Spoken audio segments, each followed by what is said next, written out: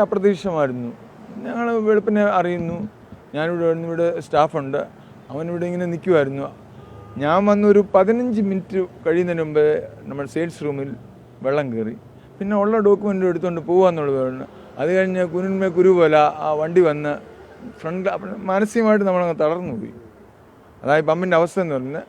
പിന്നെ ഞാനിവിടെ നിൽപ്പുണ്ട്, നമുക്ക് കാണാം ചില ഒരു ആ പയ്യന ഓയിലുകൾ ചിലത് പിടിച്ചുകൊണ്ട് വരുന്നുണ്ട്. വെള്ളത്തിൽ കൂടെ പോയി കുറച്ച് കഴിഞ്ഞ് ഞാൻ ഇനി പോട്ടെന്ന് പറഞ്ഞു. ഇനി പോകുന്ന പോട്ട് നമ്മൾ പിടിക്കണ്ടെന്ന് പറഞ്ഞു. പിന്നെ അതിനും പ്രശ്നമാകും അത്. അങ്ങനെ ലൂബ്രിക്കൻസ് നമുക്ക് നല്ലതായിട്ട് നഷ്ടമുണ്ട്. പിന്നെ ഞാനിപ്പം കാണിച്ച ബാരലിനകത്തൂടെ കണ്ടാമിനേറ്റഡായി. അങ്ങനെ ജനറേറ്റർ ഇപ്പം പോയി, നമ്മുടെ ഇലക്ട്രോണിക്സ് ഐറ്റം എല്ലാം പോയി. അതൊന്നും എടുക്കാനുള്ള നേരം കിട്ടിയില്ല നമുക്ക്.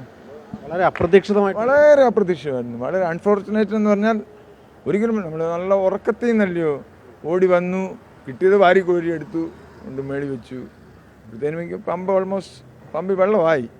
പിന്നെ ഇനി അടച്ചു വെക്കുക എന്നുള്ളതായിരുന്നു നമ്മുടെ പ്രതീക്ഷ. അതാ നമ്മളുടെ പ്രതീക്ഷ പാളിപ്പോയത്. ഈ ഒരു വണ്ടിയുടെ അത്രയും സ്പീഡിൽ പോയില്ല, നമുക്ക് കുറച്ചൊക്കെ അവിടെ സേവ് ചെയ്യാമായിരുന്നു.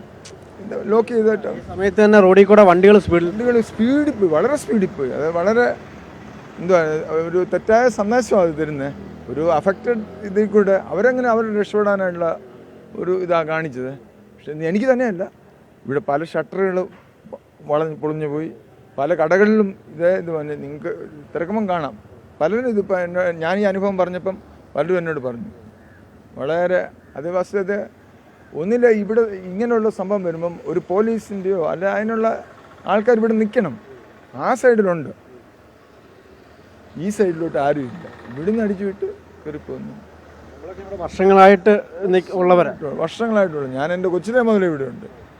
റാന്നിയെ സംബന്ധിച്ച് ഇങ്ങനത്തെ അനുഭവങ്ങൾ ആദ്യമായിട്ട് റാന്നിയെ സംബന്ധിച്ച് 2018 അനുഭവമുണ്ട്. പക്ഷെ അന്ന് നമുക്ക് എന്താ പറയുക, ഫ്ലഡ് ഉണ്ടാകുന്നു റാന്നി. അന്ന് ഇപ്പം നമുക്ക് മനസ്സിൻ്റെ ഉള്ളിൽ വരാനുള്ള ടെൻഡൻസി ഉണ്ടോ എന്നുള്ള ഒരു ചെറിയ ചോദ്യങ്ങളുണ്ട്. അപ്പം നമ്മൾ അതിന് ഒരാഴ്ചയൊക്കെ ആകുമ്പോഴേ നമ്മളൊരു കരുതലുണ്ട്. ഇത് ഞാൻ ആറ്റുതീരത്താണ് താമസിക്കുന്നത്, അവിടെ മണൽ തെളിഞ്ഞ് കിടക്കുക. അപ്പം മനസ്സിൽ പോലും ഇങ്ങനൊരു ഫ്ലഡ് വരുമെന്നുള്ള ചിന്ത പോലും ഇല്ല ഒരിക്കലും. ഇത് ഒരു ദിവസം ഒരു മഴ പെയ്താലൊന്നും കാര്യമില്ലല്ലോ എന്നുള്ളത്. ആ ഒരു ചിന്തയില്ലാതെ പോയതാ. ഈ ഒരു ഇത്രയും അപ്രതീക്ഷിതമായിട്ട് ഇങ്ങനെ ഒരു മഴയ്ക്കും മറ്റും ഇത്ര അഫക്റ്റ് ആവുക എന്ന് പറയുന്നത് നമുക്ക് ഫസ്റ്റ് ടൈം. ഇപ്പോൾ പറഞ്ഞ പോലെ ഈ വാഹനങ്ങളുടെ കാര്യം പറഞ്ഞത്, റീലെടുക്കാനും ഒക്കെ ആയിട്ട് നിരവധി പേര് റാന്നിയിൽ തന്നെ ഉണ്ട്. റീലെടുക്കാനും ആരും തന്നാണ് ഇപ്പം കേട്ടത്. അതൊക്കെ റീലെടുക്കാനുള്ള വെള്ളത്തിൽ കൂടെ അവർക്ക് റീലെടുത്ത് പോകണം. ഇവർക്ക് തപ്പിയാൽ ഓഫീഷ്യൽസിന് കിട്ടാവുന്നേ ഉള്ളതൊക്കെ. എത്ര വേണ്ടം പേരെ അത് അഫക്റ്റ് ചെയ്തേക്കുന്നു.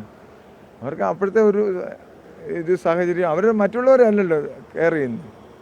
അങ്ങനെ ഒരു വീഡിയോ കണ്ടു, ഒരു വാഹനം ഇതേപോലെ പോയിട്ട് അവരെ കൊണ്ട് തന്നെ ക്ലീൻ ചെയ്യിക്കുന്നത്. ആക്കരെ അത് പറയുന്നു. അവൻ ചെത്തി പോയിട്ട് പോലീസ് തന്നെ പിടിച്ച് ക്ലീൻ ചെയ്തു.